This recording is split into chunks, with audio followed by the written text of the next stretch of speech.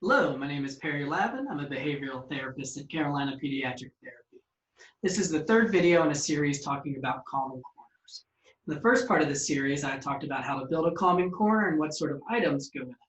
In the second part of the series, I talked about how to effectively use your calming corner. And in this part of the series, I'm going to talk about what you do if your child refuses to go to the calming corner. This is a really common problem, and it can be really frustrating because we put all the time and effort into building this, and then we build positive associations with it. But sometimes our kid just doesn't want to go. They start to have anger or frustration, and they just refuse. So I'll give you 3 strategies on what you can do if this is happening with your child. The first strategy is to role play going to the calming corner. And the way that I advise parents to do this is to have your child act like they're angry, frustrated, or really sad. And then you, as the parent, ask them to go to the calming corner.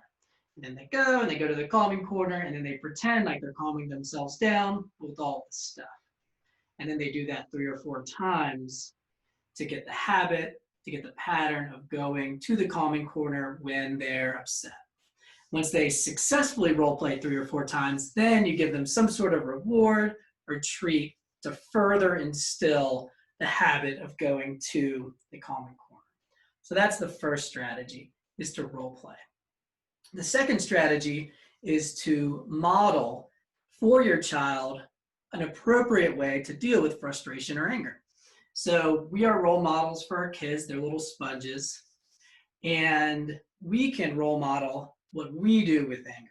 So if we start to get frustrated, we can say out loud, I'm getting really frustrated right now. I think I'm going to go to a special place and relax. And then we as the parent go to our bedroom, to the living room, and we take some deep breaths and we relax. That way, our child is seeing us go to a special place and relax. You can also do this role modeling when your child is having a big emotion. Maybe your child is getting frustrated, and then you start to get frustrated. As parents, that happens all the time. Our kids get angry, we get angry too. And then you can say, oh, right now I'm getting frustrated. I'm not feeling so well. I think I'm gonna go to my bedroom and take some deep breaths. Again, we're role modeling for them. So the third strategy would be to drop the agenda. So if we're asking them to go to the calming corner and they're refusing, and we're asking and they're refusing, now we're in that very unpleasant dynamic of being in a power struggle, which is just where we do not want to be.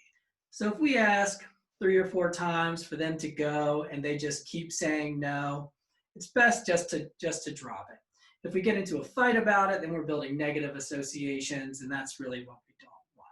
So then, once that emotion has calmed down, once they're feeling a little bit better, then we go back to strategy 1 and we role play again.